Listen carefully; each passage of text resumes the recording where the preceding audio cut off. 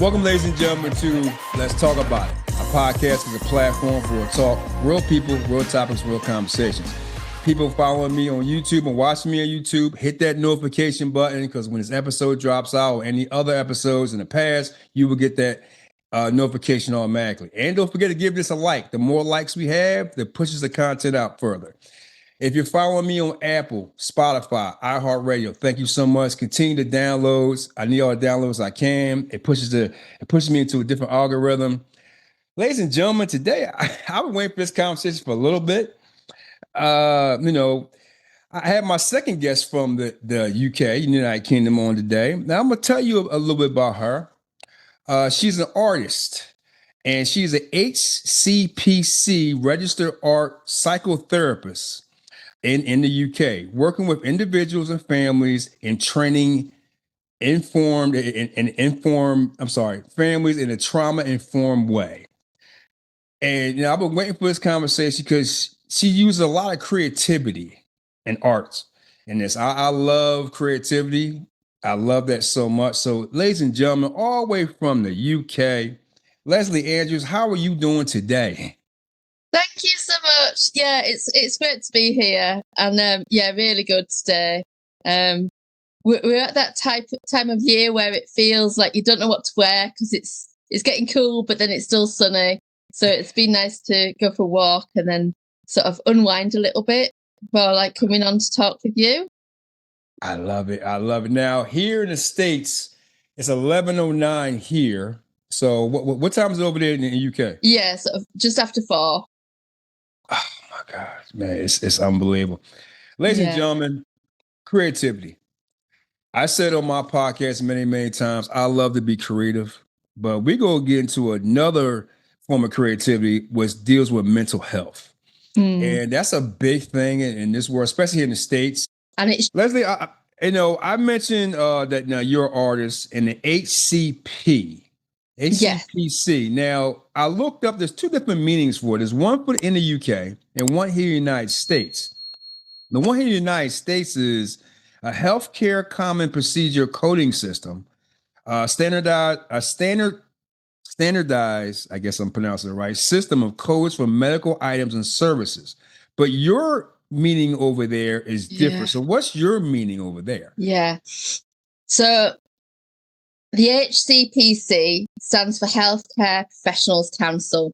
And the idea of that is that it's a regulatory body that regulates a whole range of different therapeutic professionals, making sure that we abide by the standards that for sort of being able to deliver our therapy in an ethical and consistent way that matches our skills, that recognizes our limitations, that we would be working in a way that's safe and effective. And part of that is fitting in with arts therapy and art psychotherapy being a protected title. Right. So sometimes you might get a counsellor, or you might get psychology. Those words in their own right aren't protected titles. Same with coach, same with lots of things like that.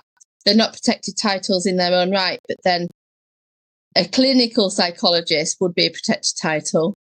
And so would an art therapist. So actually the HCPC is part of that and allows people to be able to abide and follow those rules and make sure that we're putting evidence in every year that all our sort of courses and things that we're doing, and continuing professional development and networking things and all of those things that we're doing to keep up with the research and making sure our mental health is worked on as well. Now you do art healing. And you get people to use their creativity, right? And that right there. So now it says that you study, you got MA art therapy at the University of Derby. Now you have a degree in this, right? Yeah.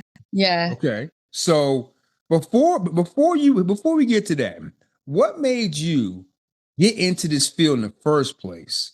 And is it like something personal or something that you felt you had to get into? Like what made you start this journey in the first place to get into this degree here about art healing with mental health? Like, I'm very interested with that. Yeah. And I think that there's so many different factors that would have influenced me.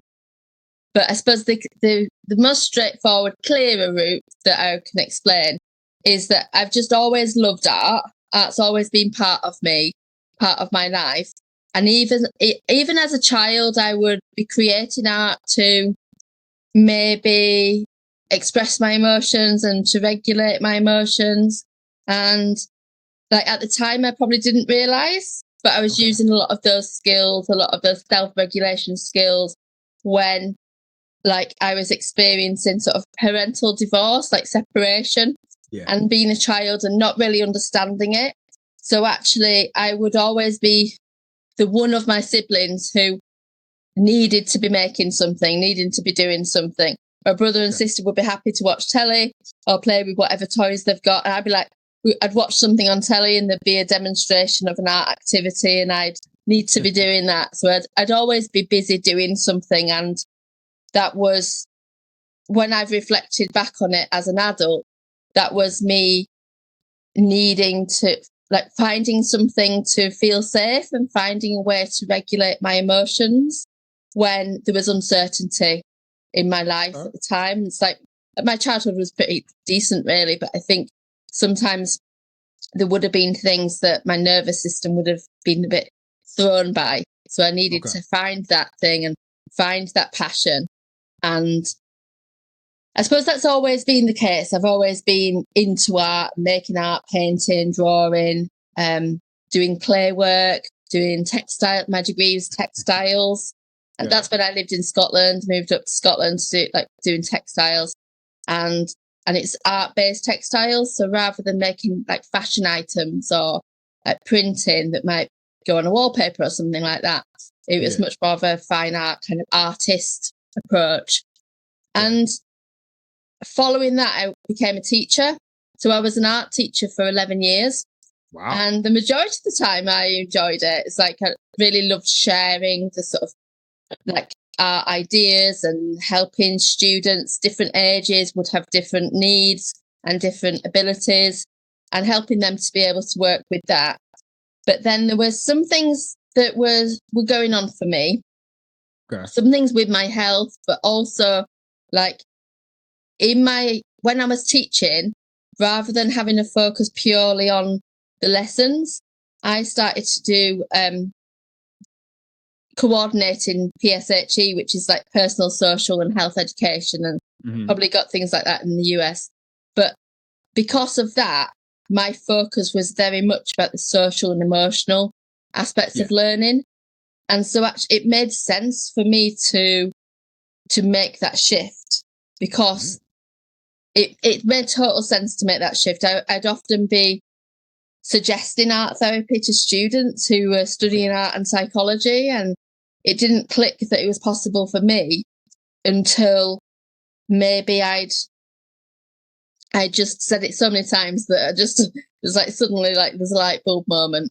But then, because I'd been helping the students with their emotional well-being, and often they'd come to me if they like were feeling down, or they'd maybe, I went to the doctors and this, and I was saying, well, actually, like, I'm not a therapist. I don't know what to suggest, but have you tried this, this? And then just kind of, well, why don't you retrain to be a therapist? And going down that art therapy route just felt really appropriate. And I've known people like feel really burnt out and stressed by being a teacher.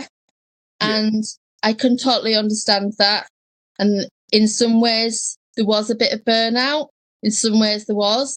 However, actually, the desire to become an art therapist was so much greater than the desire to stop being a teacher. You know what, Leslie, I'm going to cut you. I got a question. Do you remember the first painting or drawing that you drew that helped you with something that happened mentally at that time? Do you remember that? Right. So when you first said that, I bounced to like an image when I was 5. Ooh, okay. And it's a real core memory of I'd made a collage when I was 5, and I ended up winning a competition with it. However, as soon as you then said, actually, that helped you sort of mentally, emotionally, I suddenly grew up to being about 17 or 18. Okay. And like doing A-levels. And so I did A-level art. And at the time I didn't, compared to other people in my class, comparison is definitely the thief of joy, because like it can stop creativity when you're comparing. But compared to other people, I wasn't massively technically skilled. I would get really easily distracted. So I would make thousands and thousands of pieces of art, and well, maybe not thousands, it's a bit of an exaggeration, but I'd make it a lot. and I wouldn't be necessarily thinking that they're wow pieces, but the creativity was there. And I made a chimp. There was 2 things. There was a 3-dimensional chimp out of chicken wire and like 3D, big 3D thing. And then there was this really detailed drawing of a chimp. And they were totally different. You could have almost considered them to be 2 different people. Okay. And there was something really going on for me really at home at the time that I didn't really think that there was a big emotional thing. But as a child who'd grown up majority of my sort of childhood, sort of preteen and teenager, with parents separated, my mum was starting to date people and she was starting to kind of see different people. So actually how life was at home was a bit different. Yeah. So like when I went to my dad's, I was acting in one way. When I went to my mum's, I was acting another way. So actually like focusing on art and finding these 2 pieces of art that I did over many, many weeks, the 3D chimp and then this drawing of a chimp, that were different in skills, but the focus of them and being really focused on that gave me a sense of certainty when things were a bit up and down. And as a teenager, being a teenager, you know, it's like you question kind of things and you start to think, who am I? What am I going to be doing? Yeah. Thinking about what I'm doing next. Am I going to be going to college or anything like that? Uni, or what do I get a job? And all those sorts of things. And I remember those pieces because the other pieces of my art were much more fragmented and much more, I'd start something and then not finish it and then start another thing and not finish it. But these 2 pieces, I've still got the drawing of the chimp, but not the 3D one. But those pieces really provided something of certainty for me that I needed at that time. Okay. So one question, right? But before we move on to something else, but before we begin into your therapy degree at University of Derby, when I asked you that question, how did that make you feel, like describing that all over again? Yeah, I suppose seen, really, and recognized, and I think like my go-to response to is maybe around always been an artist and when did you realize that sort of thing. That actually being really young and going into, I've always been making art, but the difference being, well, actually, what was it like, what was helpful emotionally for you? And I think that without going into, you know, anything about what was really going on at the time, there was a real quality to the way that I was making those pieces of art that allowed me to feel regulated and to feel a sense of confidence in what I was doing. And like my teacher, I remember, really sort of persuaded me, and I think I needed convincing to really take my time with it. Like I wish I had a picture of it. I can show you this because it's totally different to any of the paintings that are on show here. But it's the idea of like sort of a pen drawing, like using like a really, really fine liner and using pastels as well. So like a lot of detail. And yeah, I remember my teacher was saying it'd be worth, you really persevere with this, take your time, even do tiniest little dots, and it'd be worth doing just to like really get and show your skills in observational drawing. And that was their angle. Okay. And as a result, it did help me to just really regulate and like feel calmer and to have a bit of self-trust, really. I love this. So after 11 years of teaching art, you studied art therapy at the University of Derby, right? I went to Derby Uni. That's okay. So that's in the Midlands. Yeah, that's in Midlands. Okay, so you studied there. You got 11 years of art teaching in. When did you come up with the idea of Focus 5, the pillars of art healing, which you have active, regulate, express, explore, and empower? So explain to the audience, what is Focus 5 and why is the pillars of art healing? Like, can you break some of that down? Yeah, I can. Yeah.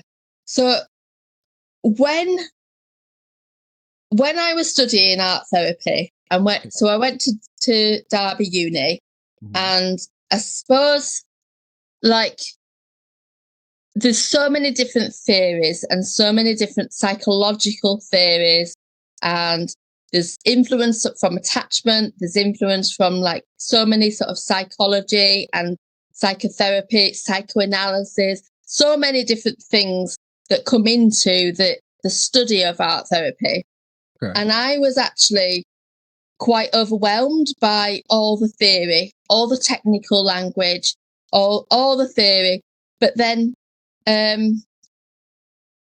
some people, so on my course, you could either do art therapy coming from an art background and then you learn the psychology and it comes together to do art therapy, or you come from a psychology background, learn some art, and then it comes together. And typically, that it's that fusion, and it's not necessarily in the middle, it's more across both sides. Okay. So I would often have this illusion maybe that those that had studied psychology first found it easier. Okay. And then coming from a position where I'd maybe always done art, and like sometimes I'd go and do a degree in art. We didn't even have a dissertation. We did an exhibition sort of thing. So from like not massively academic, although actually I do things, but maybe struggle to really understand stuff. But then innately, and when it came to the art therapy practice, like the placements, growing and learning, working with people, I would just connect with it. It felt more intuitive to work with somebody and to let's get the art materials out and see what happens, and to explore and express. And actually there's so much theory that it could be so easy to get really bogged down by it. So actually, like having worked in just different organisations and different spaces, what I came to realise is that actually there's some core things that are really important to be able to just focus on. So when it comes to like, if you can help somebody by somebody coming and like hiring an art therapist, hiring a therapist and can work directly with you, or it could be that they can still benefit from the therapeutic benefit using art without actually having an art therapist. And the key with that is partly self-awareness, partly like recognizing like what it is that you need. So if somebody's aware and able to maybe pick up their sketch pad and start drawing or start doing something, then they can get more out of making art than if they didn't really understand where they were emotionally. So like with the 5 things, the reason I put that together, it was more of a natural collection of all of the different approaches. Sometimes I'd work with someone who would maybe want to explore something and they weren't ready for that yet. So they maybe needed to feel more regulated and more grounded, or allow themselves to experiment with the art materials without really going anywhere deep. And let's go. I'm sorry, Liz. Let me butt in for a minute. I remember. I'm going to tell you something. I don't think nobody knows this. I'm going to tell you the first time. I remember. I think I was like 7 or 8 years old, right? And I was going through a lot of things. Like when I was younger, I had, which I still do it now. I have a stutter, but I had a chronic stutter. I couldn't get nothing out. So my mom took me to a psychiatrist, like a child psychiatrist, right? And I couldn't get it out. So she told me and to draw. This is crazy. Like tell me what I'm feeling, just write it down, and I started to draw things. So that was one of the reasons why I contacted you, because it reminded me that as well. Do you feel out of all the years you've doing this, people feel more comfortable like writing it down or drawing because they can't express it to you like verbally? Like it's like how, like explain that right there. But why do you think people have a hard time expressing it verbally? Is that something to do with the mental or something like that? Yeah, I mean, it's a really good question, and I think so important as to like a lot of the grounding of art therapy is that those phrases of art speaks when words are not enough, or when your words are just tired, then in comes the art. And there's different, for everyone it's different. Sometimes it's just that cognitively somebody doesn't have the understanding of emotions to be able to explain what's going on for them. So it might be, that's why children find art therapy really helpful, because they can express something without the words. And that's equally as important for maybe somebody that might struggle to find the words because they might have some changes in that, like they might have had a brain injury or something like that, or lots and lots of things in terms of medical, like women with like perimenopause gives you brain fog, things like that. Mental health issues can kind of really affect like concentration and things. Doesn't mean that you don't have the intellect to share the emotions, but it might be that it's finding a way to express something. And then one quick question: does adults have this issue too? Because I know a lot of people, they can't express themselves. They can write it down. Is that kind of similar to that? So it's similar, like writing things down and like journaling and getting things out. It's like better out than in sort of thing. It's like sometimes things get so caught up in your head. Like we've got this maybe spaghetti head, that expressing something really cathartically, like that, get the energy of that, and physically writing things down. And actually, if you're physically writing it, that's better energetically than typing it, because you might be putting more pressure on the pen. Say if you're feeling angry, for example, you might hold the pen tightly and press down. And so when you're drawing or writing, you might be like this. Or if you're feeling, however, and that can diffuse that by physically moving. A bit like a scribble can do the same sort of thing compared to typing. Hold on. I'm sorry. So that's one of your 5, the focus 5, express, right? That's one of them? Okay, I'm sorry, go ahead. Yeah. And it all links up together. So the focus 5 isn't designed to be linear. It's designed to be more of a natural thing of what do I need right now? What might be helpful? So when it comes to, say, somebody struggling to express themselves, sometimes people would consider that they can't find the words because from a thinking point of view, something's stopping them. However, actually, there's lots of reasons why people might not be able to express verbally. It might be that it's just whatever they're experiencing is just far too painful to actually say out loud. And it might be that someone's beliefs about themselves or others feel far too much to say out loud. It might be that they're They have a fear about how that, whether if they might fear being judged or it might, or cancelled or whatever. That, like, if you're saying things out loud, does that mean it's a permanent thing?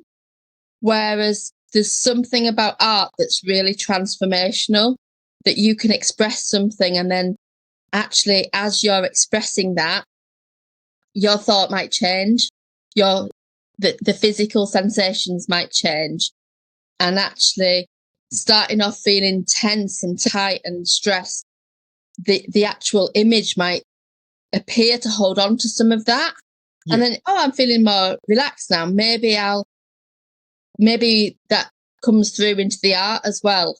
So through what's expressed, or through like the amount of pressure that someone applies, like if you put in like scratching really, really fast, big and fast, or small and controlled. So like linking back to my artwork I was doing when I was 17, I was doing things really, really tight and controlled, and small lines, small dots, and that was I needed to be able to focus on that. So some of the art I was doing separate from that might have been more messy, like, and much more sort of like almost like kind of splurging like out an expression or a mood that and with the Focus 5, that idea of expressing something, we often think about an expression being like communication, like I'm going to express something so that you understand me. However, it's not always the case. It's maybe expressing something so that it's no longer inside me, and then you can communicate that, share that piece of art, say this is something I've expressed. And I got a question for you. Yeah, it might not have a meaning. You might not be able to unpick it. I totally understand. I have a question for you though. You know how always some people, like, they might be in high school or even adults, and they'll start scribbling, right? You know, like art therapy, right? I guess art, they start doing art. And sometimes kids will be in class and they'll just start writing stuff, and the teacher might come up to them and say, "What is this? What are you doing?"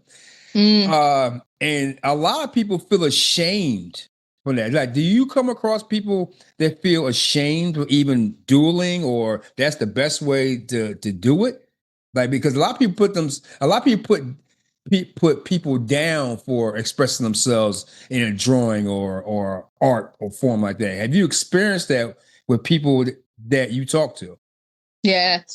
And you know what? I see it more in adults than with children. Yeah. And I see it more that I see a lot of adults that'll say to me, I've not made any art for years, but I used to love it.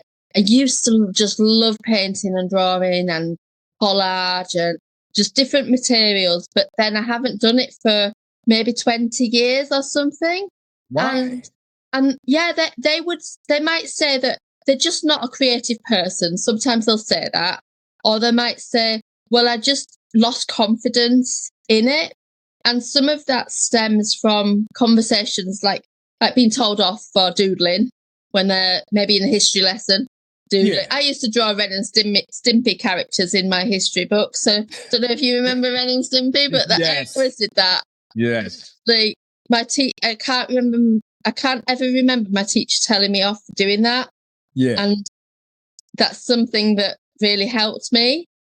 However, people do get sort of told that they need to concentrate, and there's an assumption that if someone's doodling in class or drawing, whatever it is, that they're not paying attention. However, did you do that? Yeah. I do it to this day. I ain't gonna lie to you sometimes. Yeah. And do you find that it helps you then as well? Then, like, do you know why you're doodling? You know what? Because I couldn't talk and I was ashamed. Like, I love creativity. That's why I do this podcast, because it's all over the place. I have everything. I'm not just one platform. I'm doing what I always wanted to do. I put everything on different journeys, conversations. I'm not a professional interviewer. I am nowhere near that. I just try to have a conversation. Yeah. Words. I'm a human being.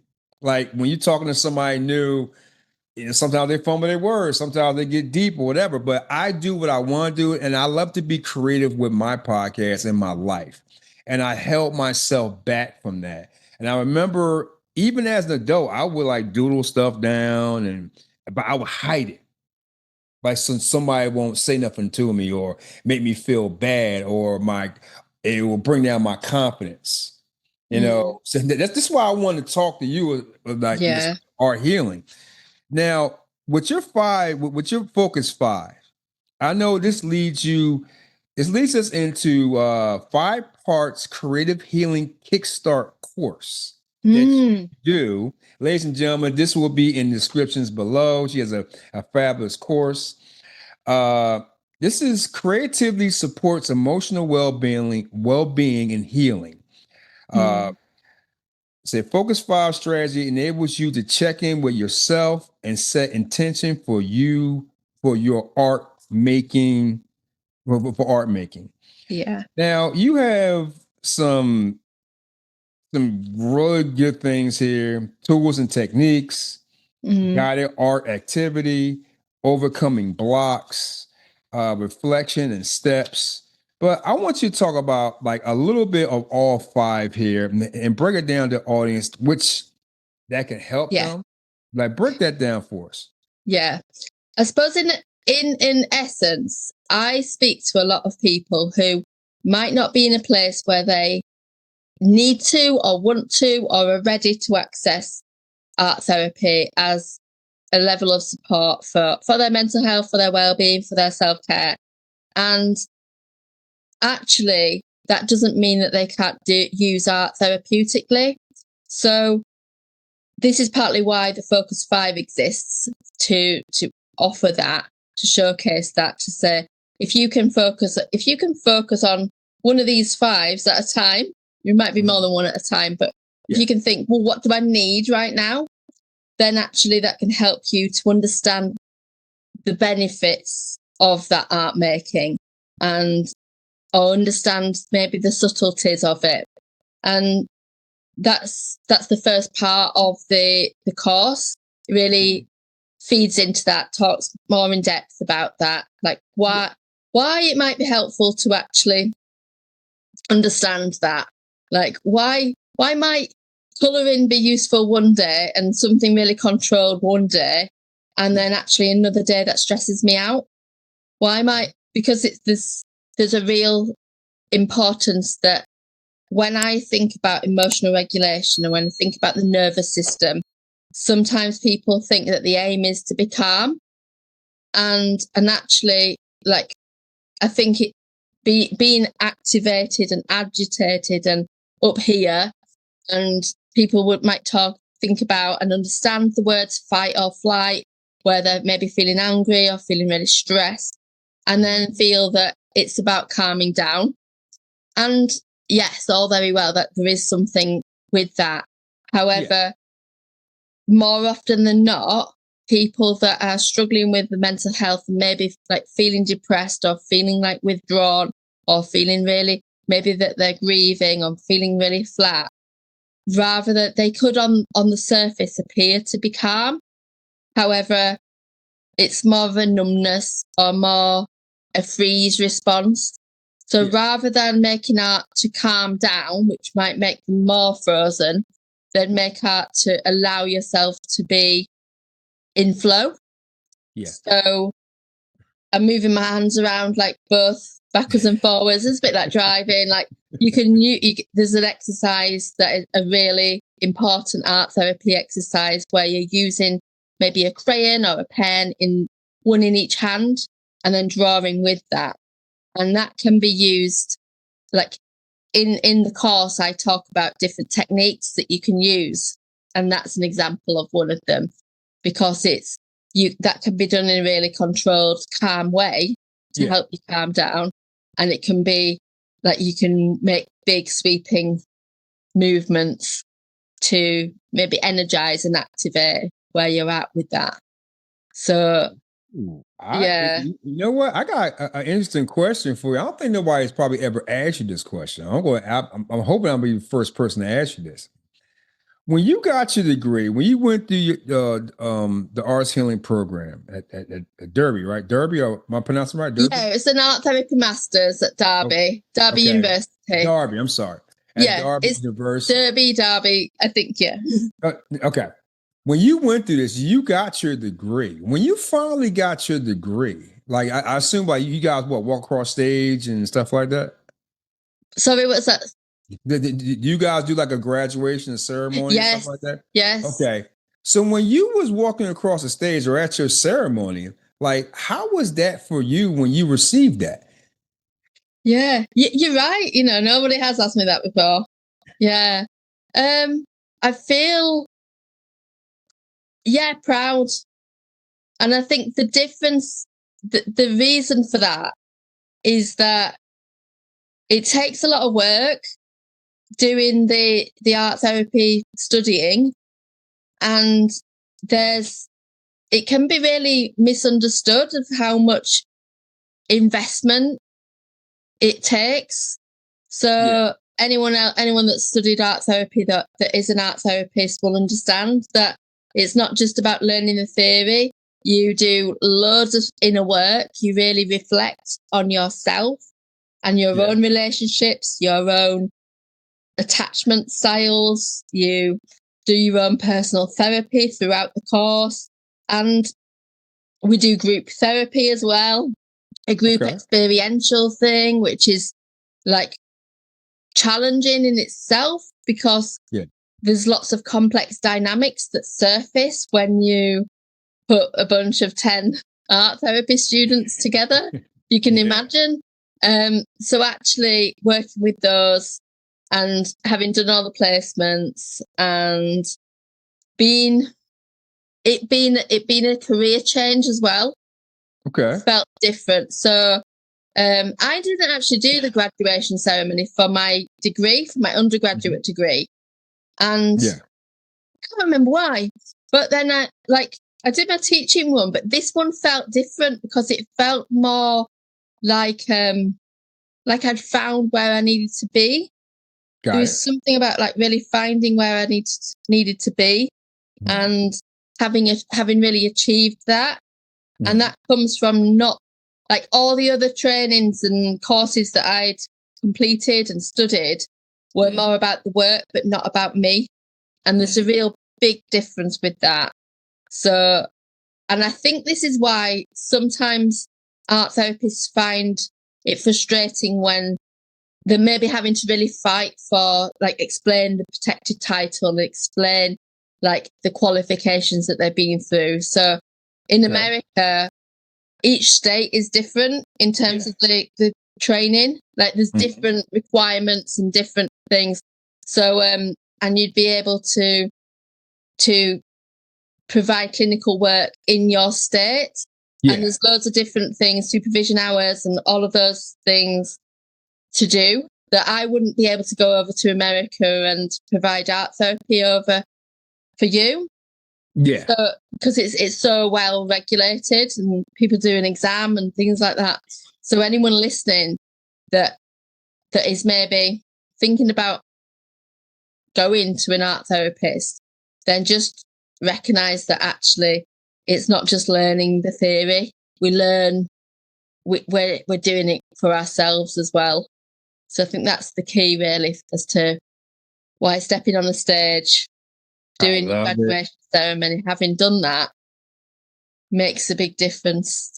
So when you got your degree or your everything's said and done, when you started the art, being creative, using creativity with art healing for mental health, when you first got into it, how was that in the very beginning? Because it has to be an adjustment. Like now you're dealing with actual people who have actually problems. Like walk me through that a little bit. Like how was that for you? Yeah. So when I first qualified, I had a job in a sort of a mental health service. Yeah. As a mental health practitioner, sort of as a mental health worker. And I was using art therapy along with other things like CBT, things like talking therapies, all kinds of things like that. And talking with families, talking with children, talking with people that were involved, and being able to then sort of think about who might benefit from a specialist art therapy service was really important, rather than everybody that comes to me automatically has art therapy. Yeah. And whilst actually that was my qualification, I could do other things. So like art therapy is not always about making art and having a picture in front of you. Sometimes it's about metaphors, maybe like say a tree metaphor as to like what your roots are, what's the main branch, what's really the trunk and the core of you, what happens when there's a storm. So like ideas like that to help people to express themselves. And when I was really leaning into and working with people who had chosen to use the physical art materials, at that early stage, that's when I was thinking, oh, I'm being an art therapist. Oh, that's lovely. I'm being an art therapist. However, I was using those skills all the way through, whether it was somebody got paint out or not. And it's that as I developed sort of experience, I learned more about it's not about me and what I need. I need proof that I'm an art therapist. It's not about that. It's about the person that's coming to me. Yeah. What they need. And the Focus 5 can be applied to any approach, I think. There's so many different therapeutic models, isn't there? But it can apply to lots of things of what do I really need right now? And do I need to express myself, or do I need to just go for a little walk and like regulate? Do I need to explore things a little bit in my head and maybe see things from a different perspective? Or does that feel too much? So sometimes in the sort of mindset world, this is just a putting it out there opinion. It's not necessarily anything I'm really stuck with or holding on to. There is that sense of instantly reframing something. And like if you're in a bit of a funk sort of thing, and how can you see something differently? How can you, look at it in a different way? However, not everyone finds that easy to do. Not everyone finds it safe to do. So actually starting at the bottom, that bottom rung. Do you know that sort of Maslow's hierarchy of needs? Thing that's triangles, like safety at the bottom, that's like talking relationships, and we go up. There's a version of this for therapeutic needs. Okay. And I always focus on that bottom rung. Like when you mentioned I was a trauma-informed therapist, and what that means is being aware of experiences and the potential impact of an influence that I might have to affect that. So like that bottom rung is about being safe, feeling safe. And that's wide because it needs to be wide. You need to have like a real solid foundation.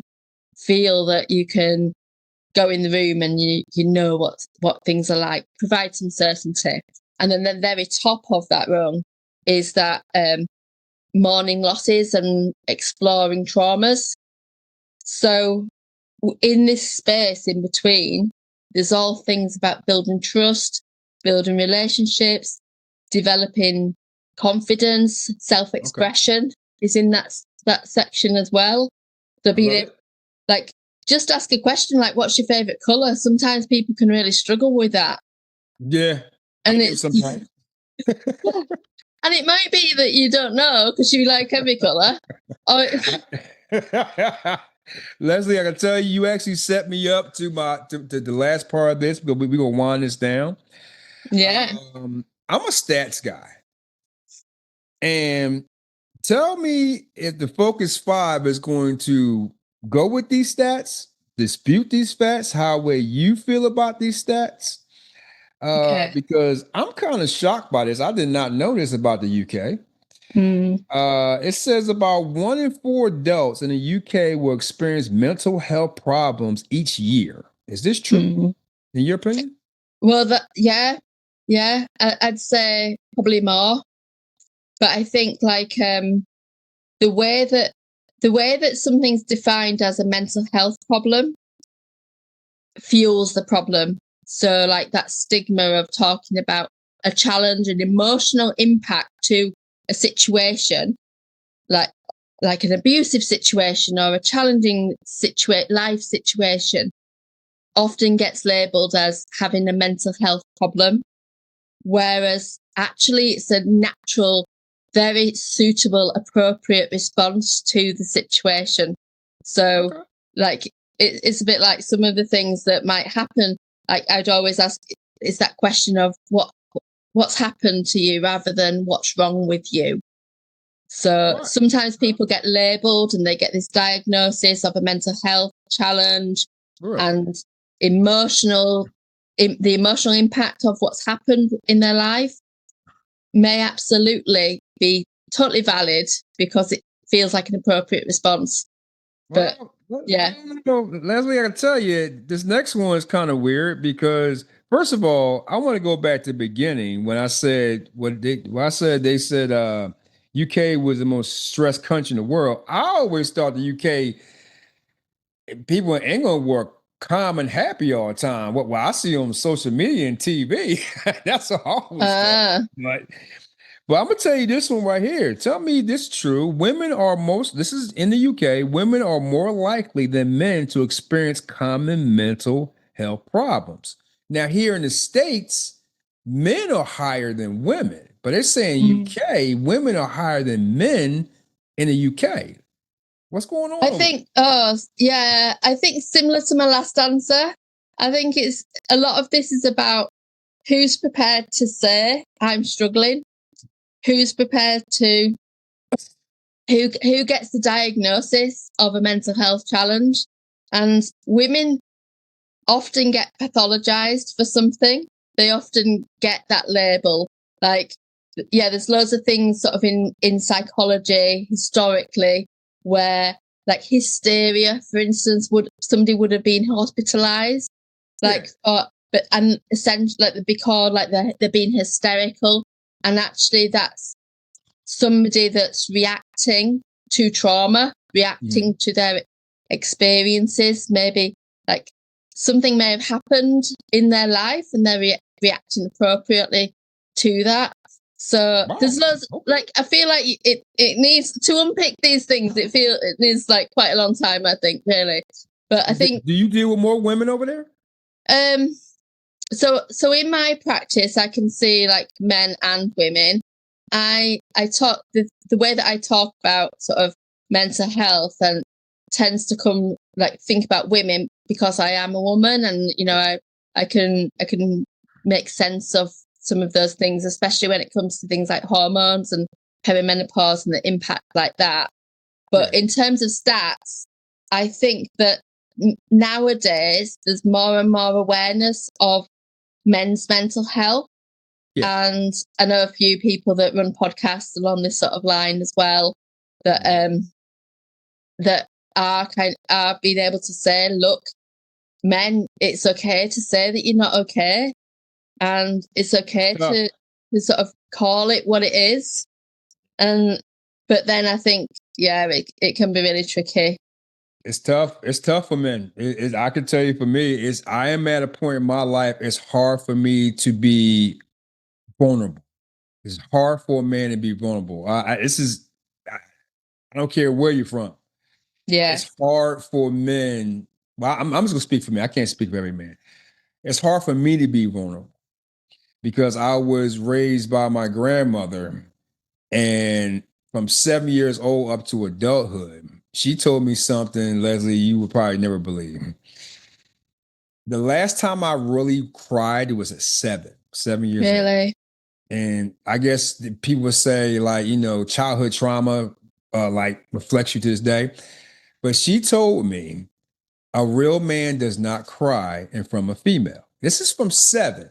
all the way up to 2 hours an adult. So, and Lesley, a lot of people don't know this.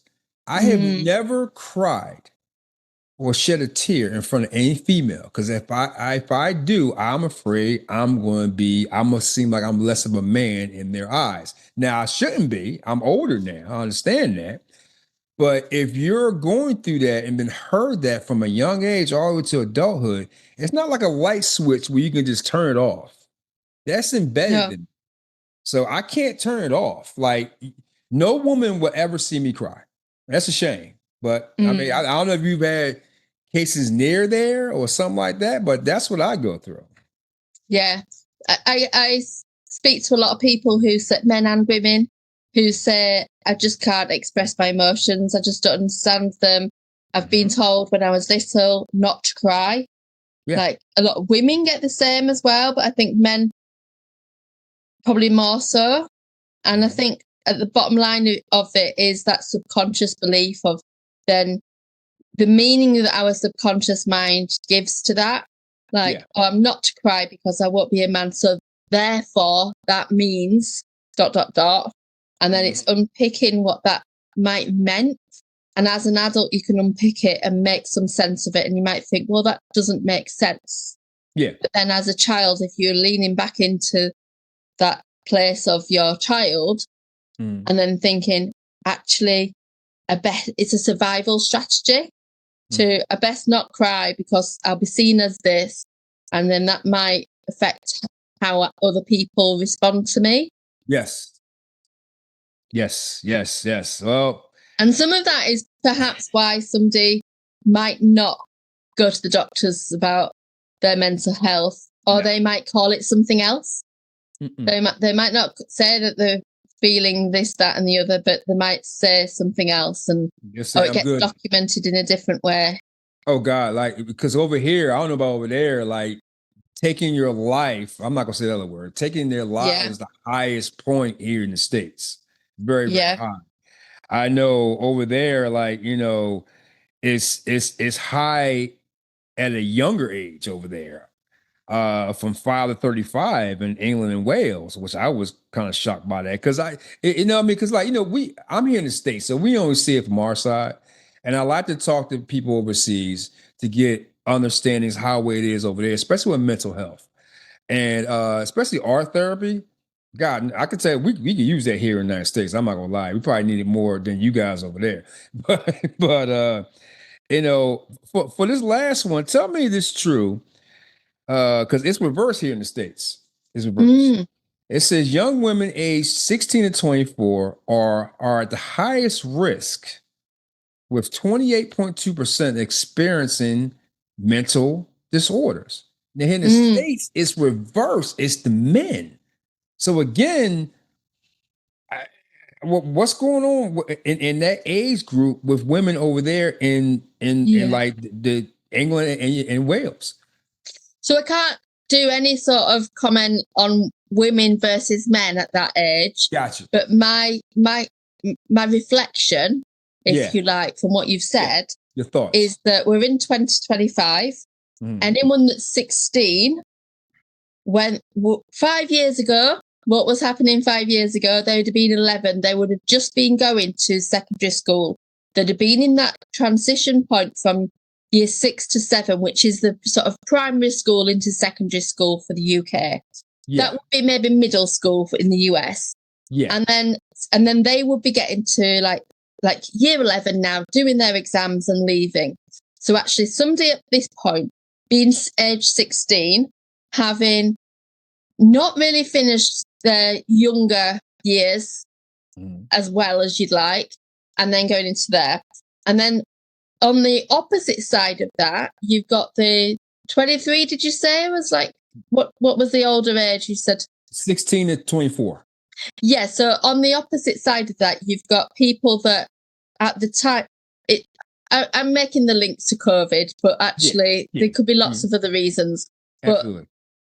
But that idea of like somebody that's 24, they would have maybe been just finishing the sixth form or about to do the sixth form. So in that place where I was as a 17-year-old, not sure what to do with college or uni or any of that.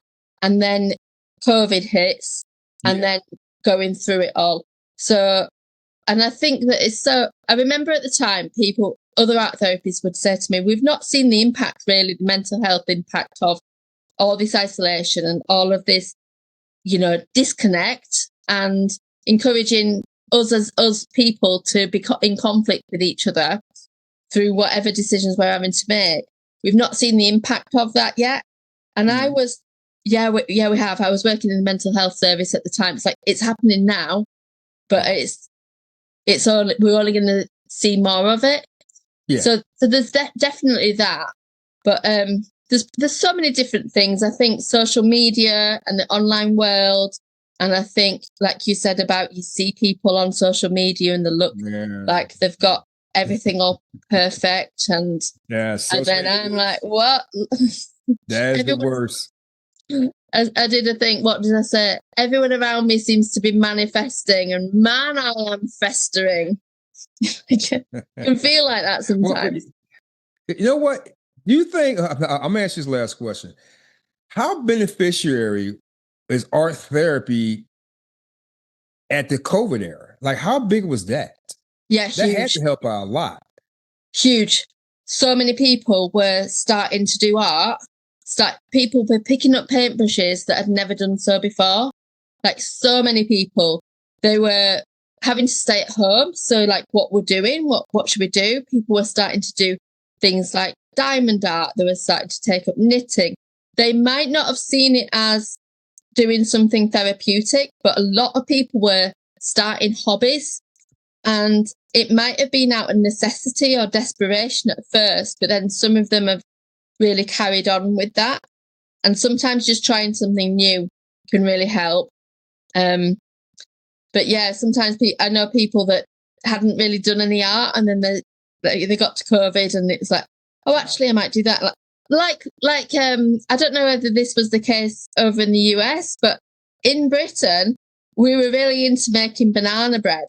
Everyone was obsessed with banana bread and stuff. But I think that essentially, because people were finding it hard to connect with people and to communicate and talk about things, and because when you can't find the words, either because you can't see somebody and you can't relate with somebody, or things are just overwhelming, making some art can be really nice like that. I remember at any time. Like, if someone's got like a conflict, or like a political conflict or disagreement, regardless of what it is, it's not like, it brings people to get out of their head and into their heart, or get out of their head and into their art. I love it. It's a nice way of just bringing people together. Well, Lesley, I'm telling you right now, we will wind this down, but I'll give every guest a last say, and you have a last say. But I'm gonna have a little fun with you right now. Yeah, nice. Are you ready to have some fun? Yeah, depends. Come on, let's go. Let's do it. Yeah, I'm open to that. So 7 little questions. Yeah. So my first question is, what's a hidden talent no one knows about you? Oh, I'm not sure if people don't know about me, but the thing I'm going to mention is the sort of comedy. Okay. So it's not something that people that know me don't know. So, and humour's kind of, it's so subjective, isn't it? But a couple of years ago, I did a bit of a comedy course, and then enjoyed going on stage and doing my little stand-up comedy act. And that was really fun, just to try out new. So actually, I think the reason I did it was that I'd lost a lot of fitness and I couldn't do any physical races like I used to, and I wanted a challenge.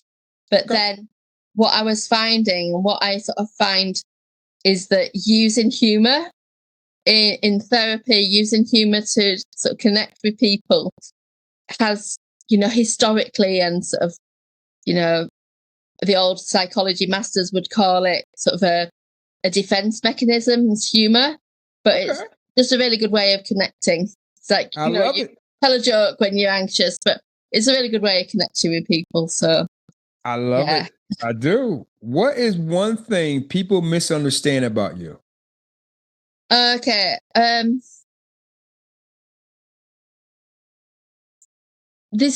suppose it's an assumption, isn't it? Because I don't know.